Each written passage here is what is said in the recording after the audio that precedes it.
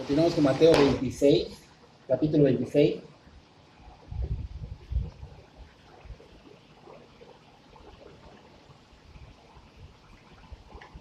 Hoy vamos a ver del 57 al 75.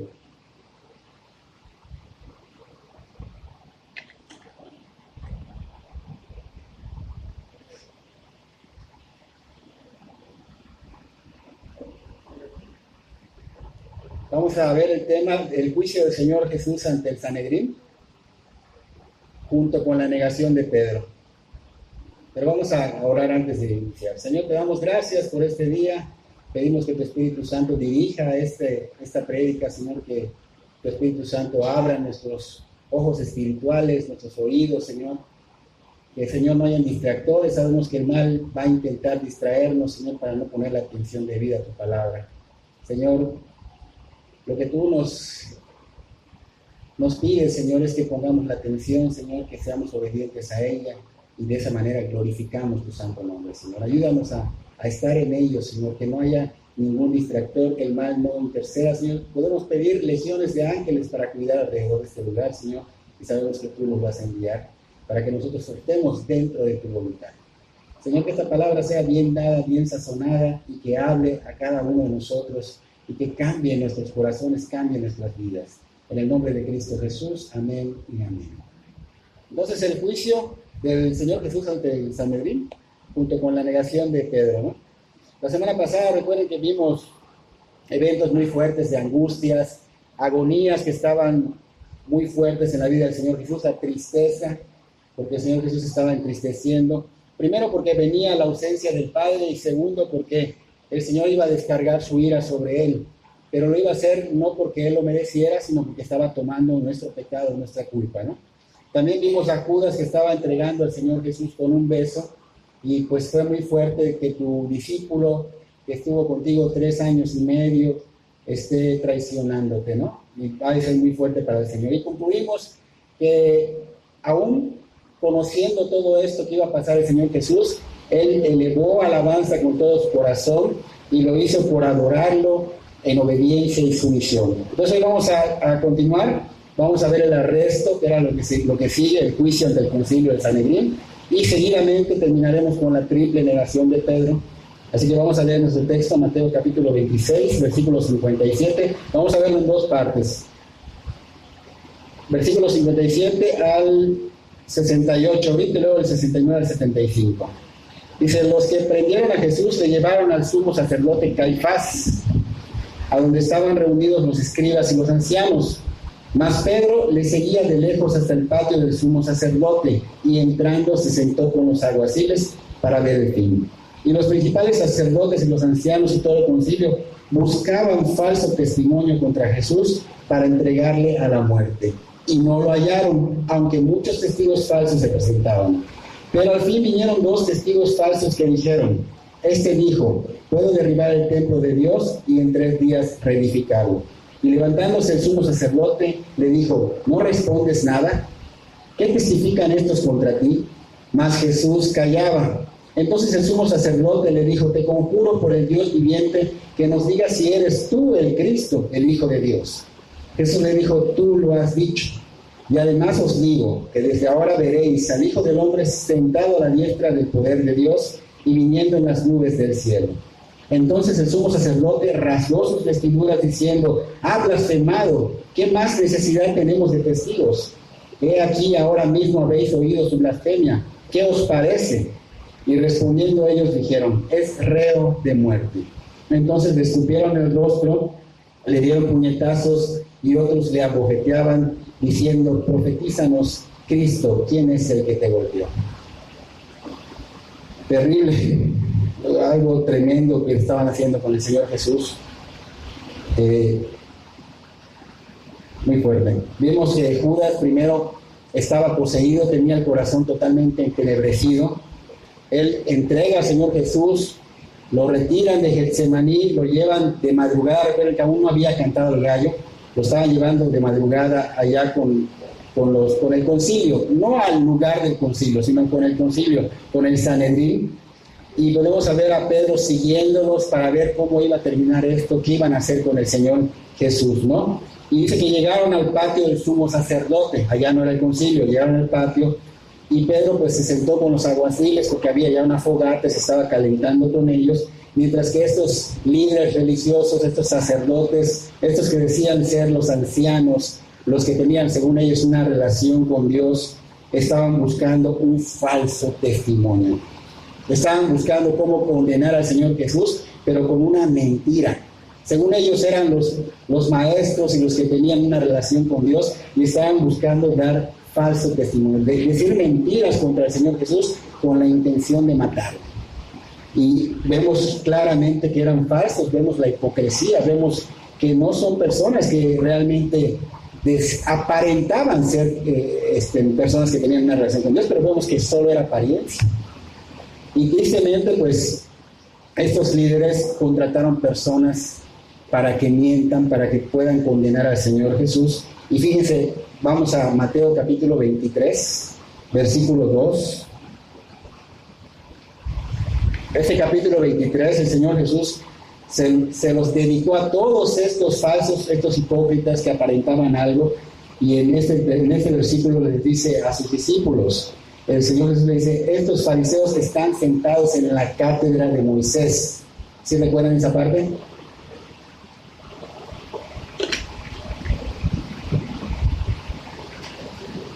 Esto quería decir que estos líderes religiosos, que estos fariseos, conocían perfectamente la ley que Moisés había escrito, que Dios le había dado. O sea que ellos estaban totalmente impregnados de las Escrituras. Pero lamentablemente ellos conocían el mandamiento de no levantarás falso testimonio.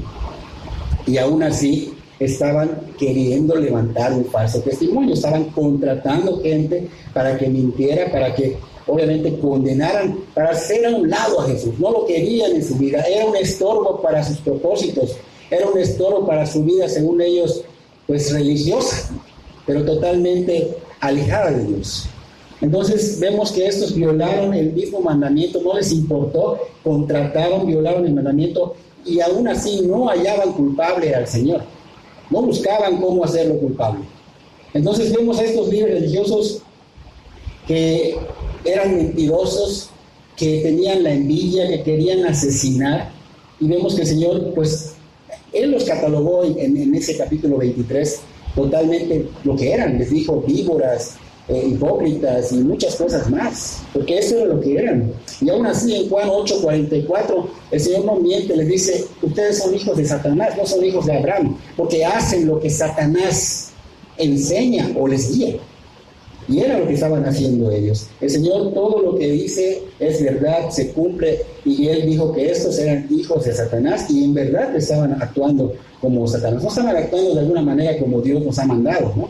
Entonces esas conductas, envidia, condenar, ir en contra de lo que Dios ha puesto como su voluntad, todas esas conductas que vemos en estos fariseos, si nosotros las llegamos a tener, es un foco rojo, porque nos va a decir que estamos totalmente alejados de Dios. Probablemente no solo alejados, sino que probablemente no tengamos al Señor en nuestro corazón.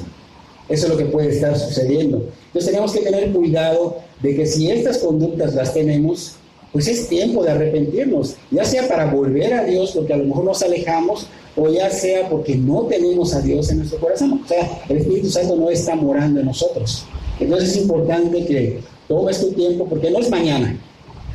Mañana no sabes si vas a vivir. Es hoy. El día de arrepentimiento es hoy. Y si hay esto en mí, yo tengo que buscar arrepentimiento, que el Señor me quebrante, para que yo pueda volver a Dios a través de Cristo Jesús, ¿no? Entonces vemos que el texto menciona que ellos habían contratado a varios testigos con diferentes mentiras, pero aún así no podían encontrar blasfemia alguna en él. Hasta que llegaron, dice que 2 testigos con otras mentiras diciendo que el Señor Jesús dijo, eso dijeron ellos, dijo, que podía derribar el templo de Dios y en 3 días lo levantaría. Esto era una mentira muy sutil, si se dan cuenta, porque el Señor dijo algunas palabras de estas, pero ellos sutilmente están modificando, están cambiando lo que el Señor dijo, ¿no? Aquí vemos que la manera en cómo trabaja Satanás. Cuando vemos de alguna manera que alguien mete una mentirita ya sutil, estamos seguros de que Satanás, el mal, está detrás de esto. Recuerden que ellos estaban siendo utilizados acá mismo, dijimos que ellos estaban rompiendo los mandamientos, que ellos, el Señor Jesús les había llamado hipócritas, víboras. Estamos viendo que también en Juan le había dicho que ellos eran hijos de Satanás. Entonces estas personas estaban siendo utilizados por Satanás. Recuerden que también Judas fue poseído por Satanás. Entonces estaba totalmente el mal obrando alrededor del Señor Jesús. El Señor Jesús en Juan 1, si pueden acompañar, pero en Juan 2, 19 en adelante, nos muestra qué es exactamente lo que dijo. Allá en el versículo 19 de Juan 2 dice, destruir este templo, dijo el Señor, destruir este templo y en 3 días lo levantaré. Aquí no está diciendo que Él lo va a destruir. Él decía destruir, o sea, como si ellos lo fueran a destruir. Y dice ya en el 20, dijeron luego los judíos, en 46 años fue edificado este templo, y tú en 3 días lo levantarás. Mas él hablaba del templo de su cuerpo. 22, por tanto, cuando resucitó entre los muertos, sus discípulos se acordaron que había dicho esto y creyeron la escritura y la palabra que Jesús había dicho. Entonces el Señor Jesús no estaba hablando del templo físico, sino que estaba hablando de lo que iba pues prácticamente a sucederle en la cruz. Estaba hablando de Él como templo. Él es el templo. Entonces iba a sucederle en la cruz. Él estaba hablando de cómo se iba a levantar en 3 días. Iba a resucitar, se iba a levantar de los muertos. Y aquí estamos viendo cómo estas personas están cambiando lo que el Señor dijo sutilmente, levemente. Y un ejemplo lo tenemos en Génesis 3:1.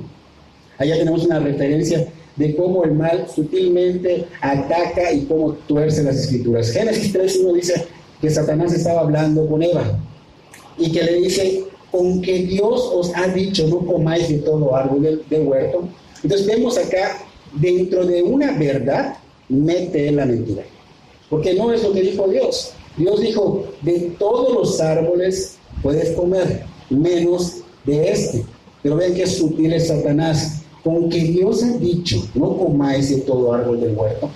Entonces vemos que Satanás es astuto porque no te va a dar una mentira completa. Te va, a través de la verdad, te va a meter algo allá para desviar. ¿Ok? Entonces, tuerce las escrituras. ¿Para qué? Para desviar al ser humano, para hacerlo caer, para dañar la imagen de Dios. Esa es la finalidad, dañar la imagen de Dios, dañar al ser humano. Entonces vemos que es sutil, es audaz, y pues obviamente estamos viendo lo que está sucediendo con estos 2 falsos testigos que sutilmente están diciendo que Él dijo, pero no Él dijo. Él dijo, si ustedes prácticamente destruyen esto, yo lo puedo levantar en 3 días, pero él no se estaba refiriendo al templo, se estaba refiriendo a su cuerpo. Así que claramente estamos viendo un falso testimonio, claramente estamos viendo que eran contratados por estos líderes religiosos y claramente estamos viendo que son seguidores de Satanás, que viven como Satanás quiere. Entonces estamos viendo a un grupo de Sanedrín que era hipócrita, que obviamente no respetaban ni sus propias leyes. ¿Por qué? Porque este juicio lo estaba haciendo en la madrugada. Y según sus leyes tenía que ser durante el día. Y este juicio empezó en la madrugada y terminó en la madrugada. Entonces estaban rompiendo sus propias leyes. Estas personas debían por ejemplo, de separar a los testigos y obviamente analizar lo que estaban diciendo y no juntarlos para que no se pongan de acuerdo. Sin embargo, esos testigos sí contrataron, estaban juntos, se estaban poniendo de acuerdo para culpar al Señor Jesús y aún así estaban ellos haciendo inválido lo que es lo legal, ¿no? Entonces, ¿qué pasó? Que tuvieron que hacer otro juicio para quedar bien ante los demás, porque sabían que el primer juicio que hizo no estaba bien, y esto nos va a llevar a Lucas 22, capítulo 22, versículos 66 al 71. Porque ellos sabían que el primero no había tenido validez legal. ¿Okay? Allá en Lucas 22, 66 en adelante dice, cuando era de día, aquí está la diferencia, cuando era de día, se juntaron los ancianos del pueblo, los principales sacerdotes y los escribas, y le trajeron al concilio diciendo, ¿eres tú el Cristo? Dínoslo. Y les dijo, si os lo dijere, no creeréis, y también si os preguntare, no me responderéis, ni me soltaréis. Pero desde ahora el Hijo del Hombre se sentará a la diestra del poder de Dios. Dijeron todos, ¿luego eres tú el Hijo de Dios? Y él les dijo, vosotros decís que lo soy. Entonces ellos dijeron, ¿qué más testimonio necesitamos? Porque nosotros mismos lo hemos oído de su boca. Entonces, estamos viendo que ya habían quebrantado la misma ley de ellos, porque ya habían hecho un juicio, primero que nada, no en el lugar correcto, segundo, no en el horario correcto, tercero, no se podían hacer los juicios hasta después de la Pascua, y esto fue durante la Pascua. Entonces vemos varias reglas que ellos estaban rompiendo. Estas personas que fueron falsos testigos decían que ser un falso testigo merecía la muerte. Ellos se fueron con su dinero muy tranquilos. Entonces vemos cómo realmente rompieron todas sus reglas, no respetaron sus propias reglas del concilio de Sanedrín.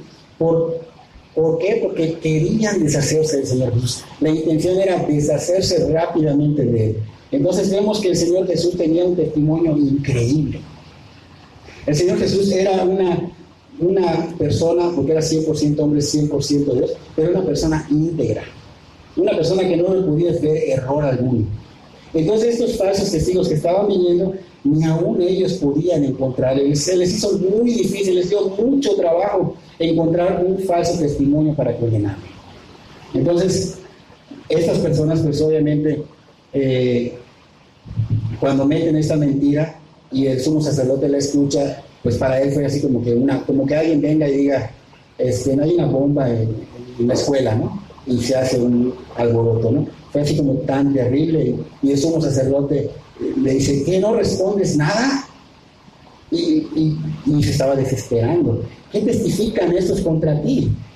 Entonces, cuando este sumo sacerdote les hace estas preguntas, el Señor pudo haberse defendido legalmente. El Señor pudo agarrar y llamar a esas personas que fueron testigos de su poder, de su deidad, de cómo realmente los sanó, cómo realmente restauró su vista, cómo realmente los hizo caminar, cómo muchas gentes, 3 personas murieron y Él los resucitó. Entonces, Él pudo haber llamado incluso hasta los demonios para que sean testimonio del poder y la deidad de Cristo. Pero el Señor dice acá que optó por callar. Él no se defendió, solo optó por callar.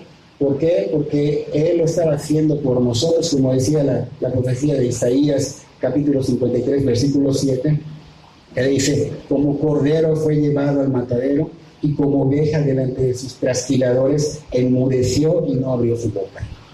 Entonces vemos el Señor realmente nos da un ejemplo. A veces hay situaciones en las que es mejor callar. Digo, no le secundes. Dios va a obrar, Dios te defiende. O sea, a veces uno no es perfecto, pero a veces me ha pasado que de pronto alguien te ataca y calle mi boquita. Aquí voy a abrir mi boca. Señor, por favor. Y el Señor es como enseguida manda a veces hasta otras personas que empiezan a defender y dicen, wow, Señor, eres tú grande. Entonces hay que tomar esto en cuenta, ¿no? Nosotros no debemos despotricar, sino que debemos poner en manos de Dios como lo hacía Moisés. Moisés, cuando todo el pueblo se quejaba en contra de él, Moisés no se peleaba con ellos. Moisés venía y se lo ponía en manos del Señor. Señor, es tu pueblo, y pues hay esto y lo otro. Presentaba al Señor todo esto y el Señor se ocupaba. Entonces vemos acá al sumo sacerdote que estaba desesperado de ver que pues el Señor no hablaba y que el juicio no estaba saliendo como él quería. Él hubiese querido que fuera así rápido para condenarlo. Entonces vemos que se precipita y confronta al Señor Jesús. Pero dice, te conjuro por el Dios viviente que nos digas si eres tú el Cristo, el Hijo de Dios. Entonces vemos que lo confronta y está actuando de una manera desesperada, pero como un acusador. No está actuando como un juez imparcial, como un sumo sacerdote lo haría. Él estaba sacando quién era. Él estaba mostrando quién era. Estaba frustrado por el silencio del Señor Jesús y obviamente al desesperarse quiere darle a Jesús un golpe audaz y le dice, ¿eres tú, Jesús, el Mesías o no? Entonces, así como que estaba sacando quién era él, ¿no? Entonces el Señor, pues obviamente no se defiende. Dijimos que se pudo haber defendido de tal manera. Simple y sencillamente dice, tú lo has dicho. Tú lo has dicho. Pero además le dice, te aseguro que me verás sentado a la diestra del Padre con toda autoridad y el poder. Entonces acá el Señor estaba como que respondiendo brevemente, pero le estaba diciendo directamente lo que iba a suceder. No está peleando, nada más le está diciendo lo que iba a suceder. Y cuando vengan las nubes me verás. como diciendo, no te va a agradar cuando yo venga, cuando yo haga juicio sobre las personas que me rechazaron, que no creyeron en mí. Es lo que está dando a entender acá el Señor. Entonces, Él era realmente el Cristo, Él era realmente el Hijo de Dios, y todos lo van a ver, todos lo vamos a ver cuando Él venga. Cuando Él esté en las nubes, lo vamos a ver.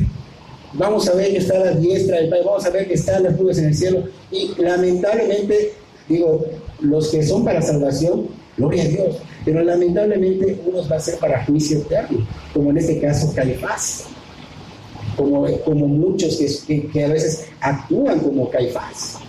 Entonces, personas que han rechazado a Cristo, personas que no quieren nada con el Evangelio. Entonces el Señor estaba como que dando una advertencia, ¿no? Mira, aunque en este momento yo soy el que estoy bajo juicio, pero va a llegar el momento en que yo esté sentado en el trono y yo haga un juicio sin mentiras, un justo juicio, porque soy Dios, porque soy santo. No voy a mentir, y con ese juicio lamentablemente vas a perecer. Es casi lo que le está queriendo decir a este hombre, ¿no? Entonces el sumo sacerdote escucha la declaración del Señor Jesús y dice que rasgó sus ropas y dijo, él ha blasfemado, porque era símbolo de blasfemia. Rasgar las ropas era símbolo de dolor, era símbolo de luto, y él, molesto, rasga sus ropas, acusa, y de una manera ilegal, porque el Señor no estaba mintiendo. O sea, si él estuviera mintiendo, bueno, está bien, pero él no estaba mintiendo, él en verdad era Cristo, pero ellos no querían creer en él. Entonces, este juicio fue ilegal. Este juicio, este Caifás estaba cometiendo un error gravísimo. Entonces Caifás inmediatamente gritó, ¿qué pruebas más necesitamos? Y los demás que hicieron le siguieron. Y a veces vemos que la gente, a veces hablamos y hay alguien que le va a seguir. Y luego le va a seguir y le va a seguir, y vas a causar un problema tan grande cuando no debes de juzgar o de tirar algo así, sino espera a ver qué va realmente, cómo está la situación, para que no te condenes, porque estos les secundaron y todo para juicio, y tristemente ellos van a ser juzgados de alguna manera, que van a perecer. Entonces estos dijeron, es reo de muerte, es reo de muerte. Estaba dando un veredicto final, pero estaba revelando la depravación del hombre, porque no hay un hombre sobre la tierra que ame a Dios y que busque de Dios. Si nosotros estamos aquí es porque Dios ha tocado tu vida y es por su gracia que lo estamos buscando. No te creas superior, no, Dios ha tenido misericordia y ha tocado tu vida para que tú estés acá. Entonces, aquí estamos viendo la depravación de todo ser humano. Ay, qué depravados eran, qué malos eran. No, todos somos malos, aún siendo moralmente buenos. Aquí está la depravación del hombre, sale a flote quién es este Caifás, sale a flote quiénes son los demás, porque Dios vino en su manera perfecta, completa, y vino a la tierra, ¿por qué? Por compasión, por misericordia, por darte gracia. Y la respuesta de estos hombres fue algo despiadado, porque dice allá que lo escupieron.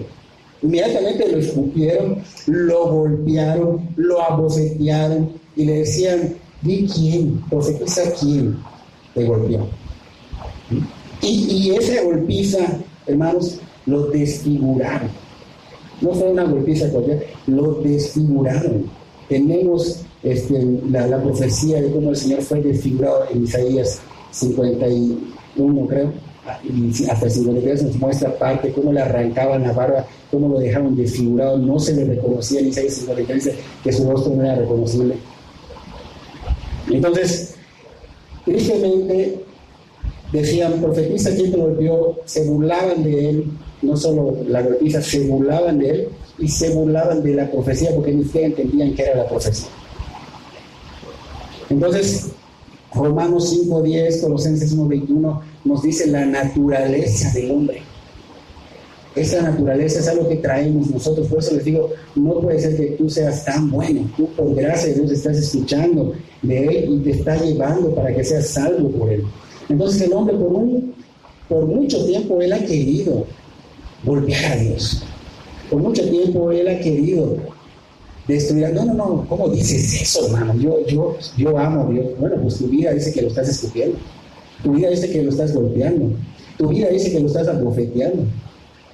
Entonces, no puedes decir, no, yo nunca haría lo que ellos hicieron, porque tu vida está haciendo todo eso. Y digo, por gracia de veras ahora nosotros no hacemos eso.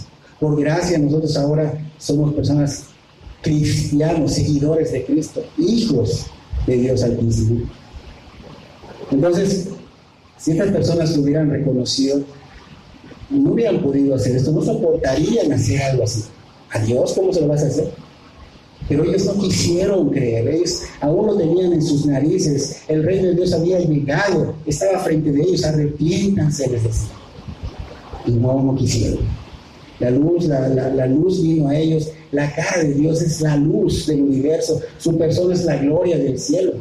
Y ellos quisieron, comenzaron a escupirle, comenzaron a golpearlo, comenzaron a bofetearlo. Y Spurgeon nos dice de unas maneras en las que el hombre aún sigue escupiendo el rostro de Dios. Spurgeon dice que al negar su deidad, tú estás escupiendo el rostro de Dios. Dice que si rechazas su evangelio, tú estás escupiendo el rostro de Dios. Dice que si prefieres tu propia justicia, o sea, es tu propia voluntad que hacer la de Dios, estás escupiendo y golpeando el rostro de Dios. Dice que si le das la espalda al Señor Jesús, es que yo no le doy la espalda, pues con tu vida lo haces, estás escupiendo el rostro de Dios. Entonces es importante que nosotros tomemos esto como consejo para no caer en hacer estas cosas, en no obedecer al Señor, en rechazar el Evangelio, en no estar sujetos a Él. No al pastor, porque aquí el pastor nada más es una herramienta que puso el Señor, sino a su palabra. La palabra de Dios. La palabra de Dios es la que tiene autoridad. Aquí no hay más autoridad que la palabra de Dios. Pero Él pone personas para que dirijan su obra. Eso es todo. Pero tú tienes que sujetarte a la palabra de Dios. ¿Qué dice la palabra de Dios? Por eso cuando vienes y se te da un consejo bíblico, es a la palabra, no al pastor. El pastor no es nadie. De hecho, el pastor tiene que hacerse menos que los demás si de veras quiere servir a Dios.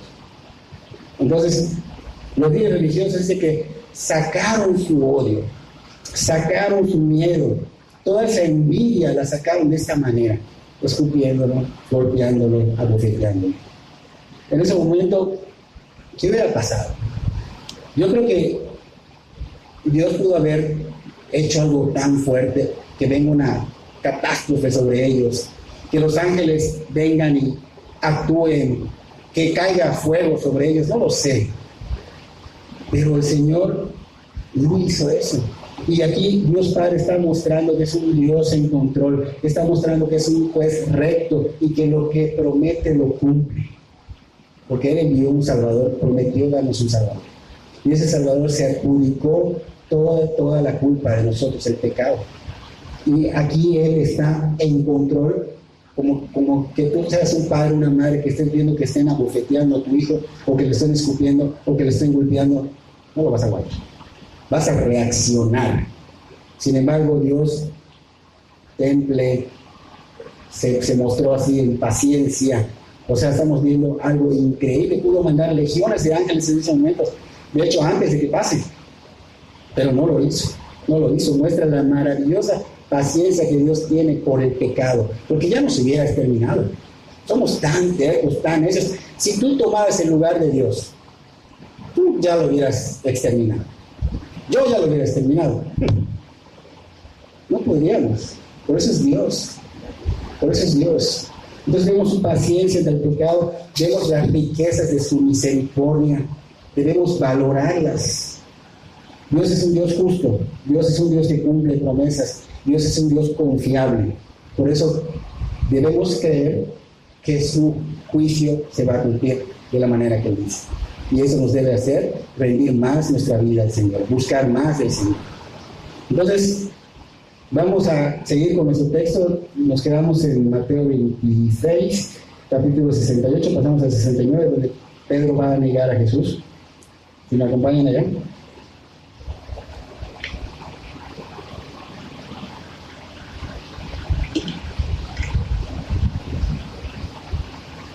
Dice, Pedro estaba sentado fuera en el patio y se le acercó una criada diciendo, tú también estabas con Jesús el Galileo. Mas él negó delante de todos diciendo, no sé lo que dices. Y saliendo él a la puerta, le dio otra y dijo a los que estaban ahí, también este estaba con Jesús el Nazareno. Pero él negó otra vez con juramento, no conozco al hombre. Un poco después, acercándose los que por allí estaban, dijeron a Pedro, verdaderamente también tú eres de ellos, porque aún tu manera de hablar te descubre. Entonces él comenzó a maldecir y a jurar, no conozco al hombre. Y enseguida cantó el gallo. Entonces Pedro se acordó de las palabras de Jesús, que le había dicho, antes de que cante el gallo me negarás 3 veces. Y saliendo afuera, lloró amargamente. Aquí estamos viendo que se está cumpliendo lo que el Señor había dicho de Pedro, ¿ok? Pedro estaba sentado, dice ya que en un patio, y de pronto una sirvienta sale y lo identifica. Y le dice, aquí está este que es el Galileo. Entonces, vemos y creemos que Pedro tuvo temor, que tuvo miedo. ¿Por qué? Porque Pedro había visto cómo la gente que entraba a un concilio, pues obviamente luego era crucificado. Entonces Pedro conocía lo que iba a suceder, entonces tuvo temor, tuvo miedo. Y él puso la balanza, dice, bueno, si sigo a Cristo, me va a tocar esto. Voy a padecer. Entonces su temor lo llevó a, mejor no lo sigo, ¿no? Entonces, esto es una enseñanza para nosotros. Seguir a Cristo duele. Seguir a Cristo es difícil. No sé quién te engañe por allá, el evangelio es diferente, pero seguir a Cristo duele. Seguir a Cristo es difícil. Hay que negarse a sí mismo, a mi voluntad, a lo que yo creo que está correcto, y agarrar lo que es correcto, lo que es la verdad, y vivirla. Tengo que morir a mí, otra vez me vuelve a decir, Señor, toma tu cruz, carga tu cruz cada día. O sea, tengo que morir a lo que yo siento que es correcto. O sea, voy a morir. La cruz era ir a morir y no regresar. O sea, voy a morir totalmente a mí yo. Yo esto, yo lo otro, yo siempre yo. No, voy a hacer la voluntad del Señor. ¿Cuál es la voluntad de Dios? Tú vas a ver en la palabra todo, para toda tu vida. Ahí te dice cuál es su voluntad. Entonces, es difícil negar. Es difícil, oye, a mí me atrae cosas que dejan dinero, pero que son medias ilegales. Oye, a mí me atrae a lo mejor irme a los bares a tomar. O a mí me llama la atención estar con las mujeres. A mí me llama la atención el dinero, las riquezas. A mí me llama la atención la fama. Y todas estas cosas que no son de Dios nos atraen. Entonces hay que morir a todo esto, que no es agradable a Dios. Entonces, seguir a Cristo es difícil, pero no imposible cuando el Espíritu Santo viene a morar en ti. Si está siendo imposible, es porque el Espíritu Santo no está morando en ti. Porque el Espíritu Santo te da la fortaleza y el poder para caminar tras de Cristo. Los apóstoles recibieron el Espíritu Santo con poder para una obra sobrenatural. No cualquiera va a ir a morir por alguien o por una obra, una causa. Ellos fueron, ¿por qué? Porque tenían al Espíritu Santo, era algo fuerte que iba a pasar, sabían que iban a morir de alguna manera, o crucificados, o decapitados, o a espada, o quemados. Ellos lo sabían. Entonces, ellos no iban a poder. Aquí lo estamos viendo como Pedro, en su debilidad, él todavía no estaba firme. Estamos viendo cómo su temor lo llevó a negarlo. Y así vamos a vivir nosotros, negándolo si no tenemos la firmeza y el Espíritu Santo morando en nosotros. Y si no lo tenemos, es hora de tocar, llamar, buscar, para que Él venga a morar, porque Él quiere hacer ese milagro en cada uno de nosotros. Entonces vemos que Él estaba allá y la sirvienta lo había identificado. Y pues obviamente Él dice, no sé de qué estás hablando. Luego se encuentra a otra y le dice lo mismo, y estamos viendo que una lo identifica como el Galileo, y otra lo identifica como el Nazareno. Dice, mira, ese estaba con el Galileo. Y luego la otra, mira, ese estaba con el Nazareno. Galileo tenía un acento así de una R, pronuncia mucho la R, no sé cómo, hay gente que pronuncia mucho la R, ¿verdad? Porque le da trabajo, de alguna manera. Y así se identificaba el Galileo. Y el Nazareno, pues tenía bien ubicado a Jesús, que era el carpintero de Nazaret, pero también lo identificaban porque consideraban Nazaret como un pueblo muy insignificante.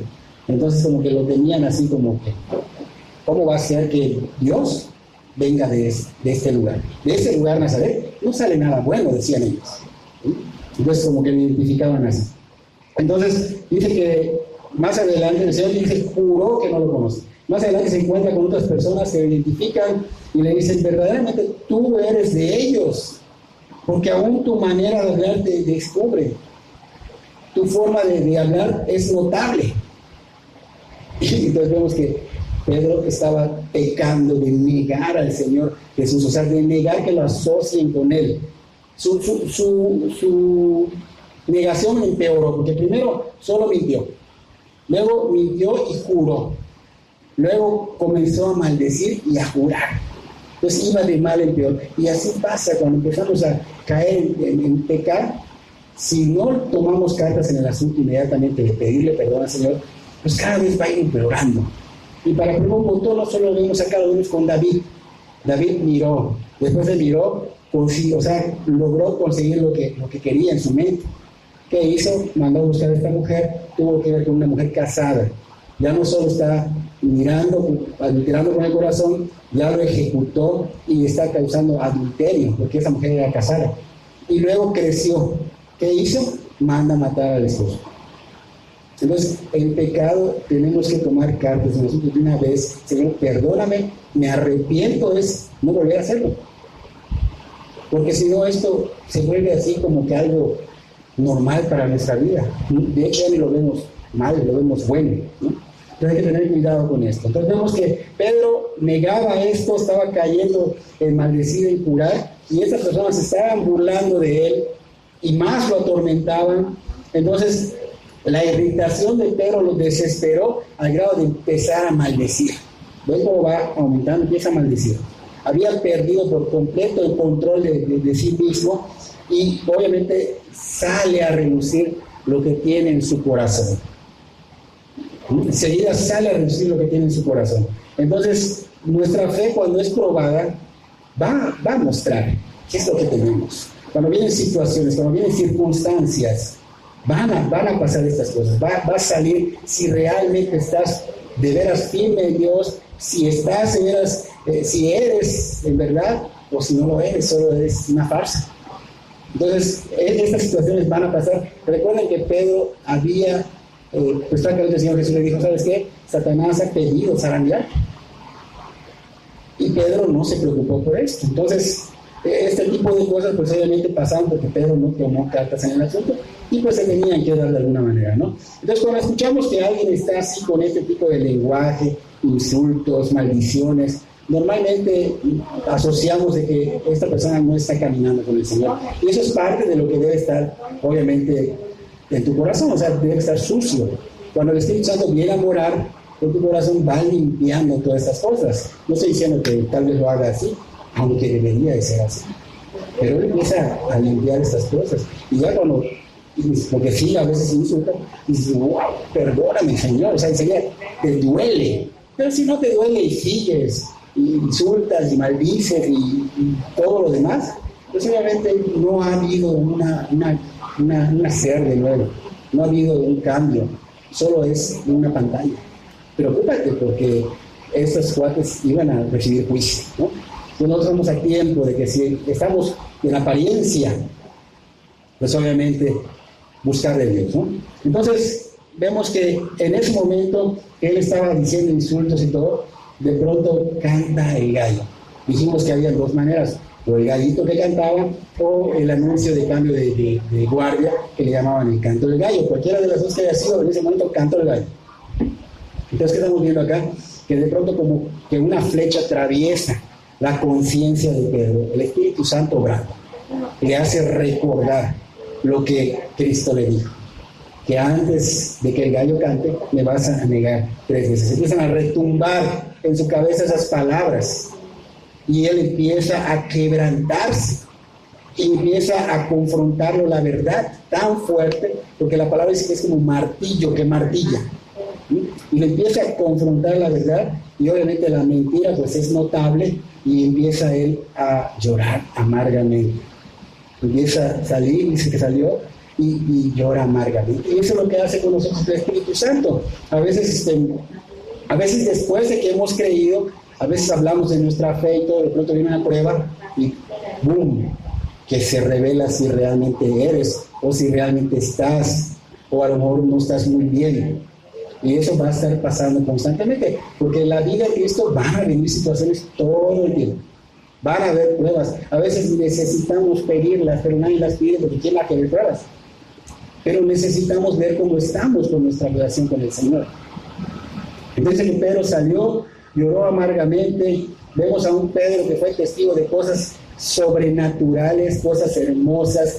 Pues vino una persona que no podía caminar, lo levantó. Vino una persona que no podía ver, le dio vista. Vino una persona que tenía lepra, se la quitó. O sea, él presenció cómo levantó muertos, presenció la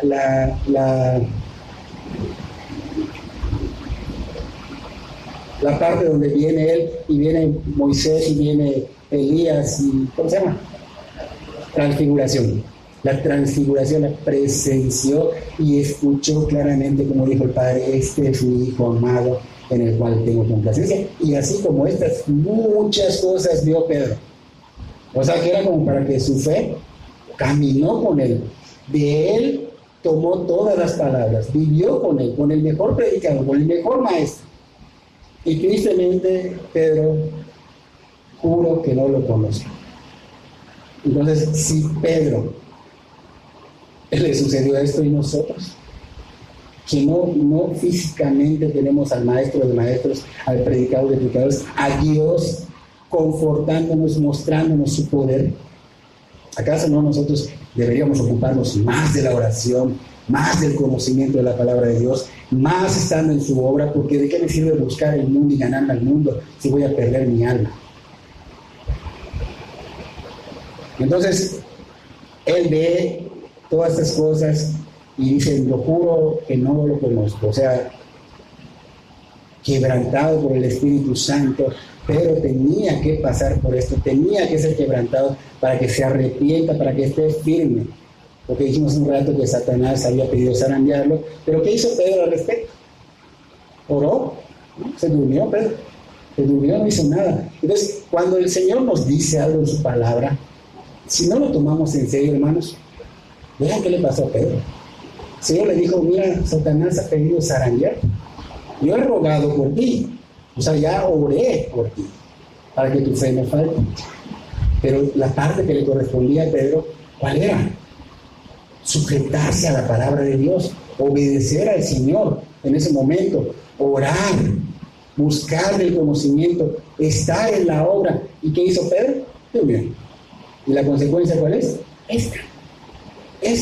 Y Pedro tuvo oportunidad, gracias a Dios, porque puede ser que no la tengamos, que no dé tiempo.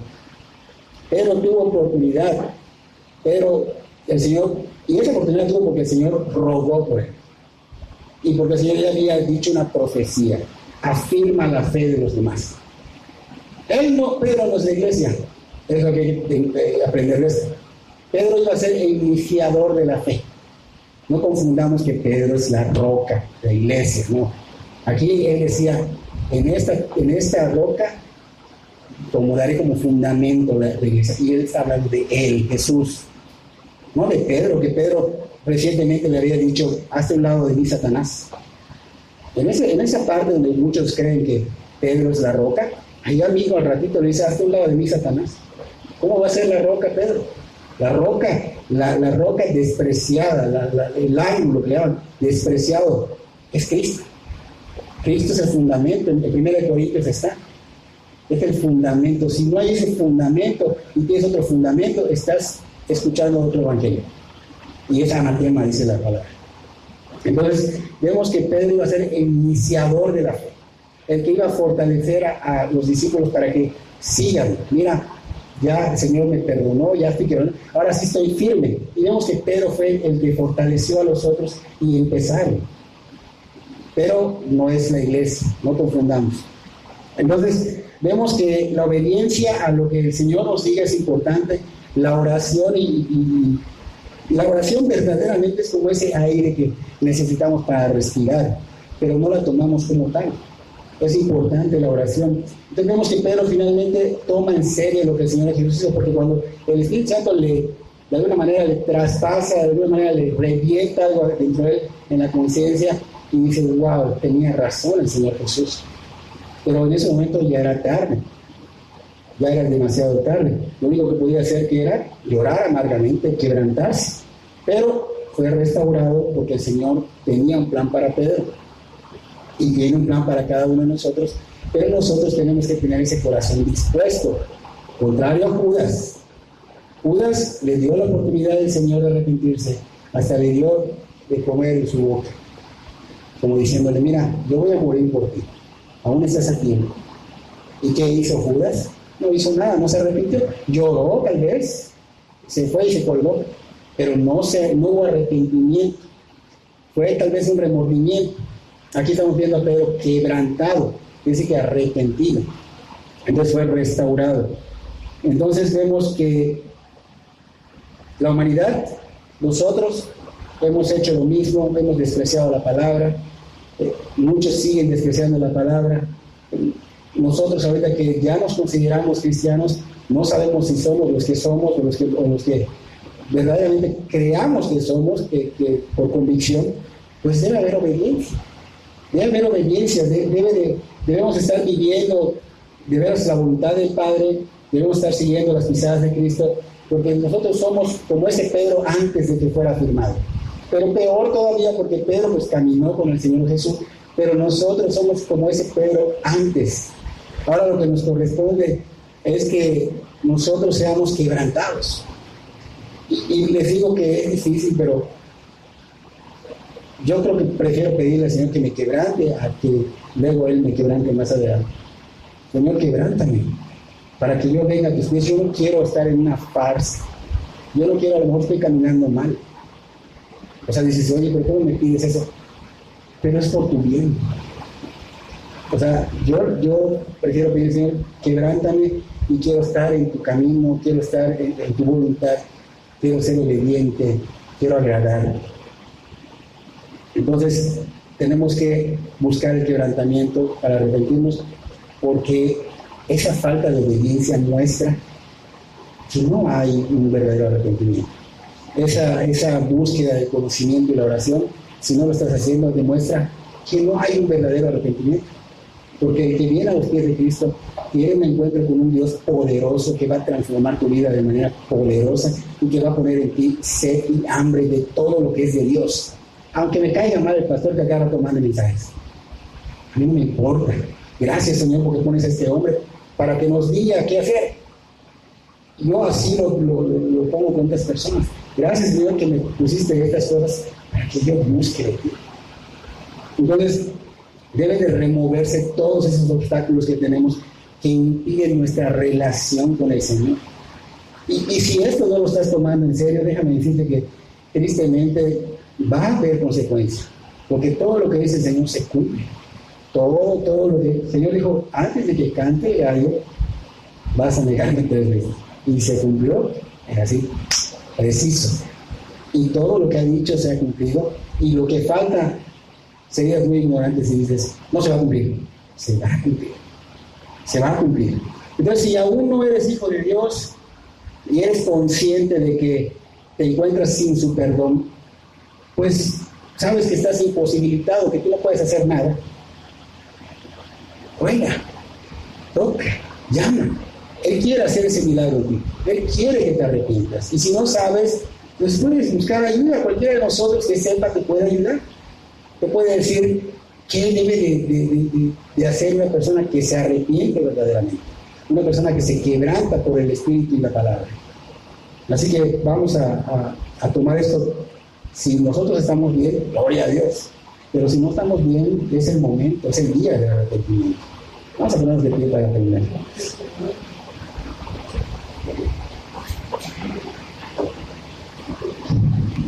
Señor, le damos gracias por tu bendita palabra. Señor, pedimos que tú obres en cada uno de nosotros, Señor. No todos acá somos, Señor. Y para los que no somos, Señor, que ellos vean que hay esperanza. ¿Y qué es hoy, Señor? ¿Y qué es hoy, Señor? Y que tú eres el Salvador, el que prometió Dios y que llegó y que tomó nuestro lugar y que fue abofeteado, escupido y burlado por nosotros. Señor, que podamos ver y sensibilizarnos a lo que tú verdaderamente, Señor, hiciste en la cruz por nosotros. Que podamos ver cuánta necesidad tenemos de ser salvados por ti, Señor. Necesitamos tu gracia. Necesitamos de veras que nos muestre, Señor, fuertemente para que pueda haber ese quebrantamiento como el que tuvo Pedro. Que sea como esa flecha que penetra y hace un boom en tu conciencia para darnos cuenta de cuánto estamos tan perdidos y que no podemos hacer nada nosotros para arreglarlo, Señor. Solo tú. Ayúdanos, Señor.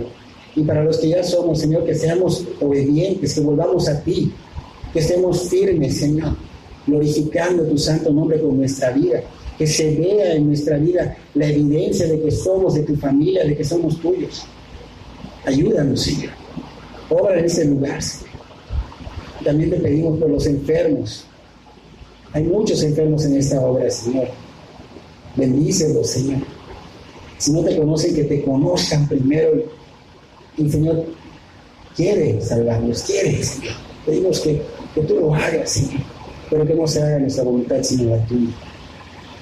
Gracias, Señor, por todo lo que haces en nuestras vidas y lo que vas a hacer. Gracias por este lugar. En el nombre de Cristo Jesús. Amén y amén.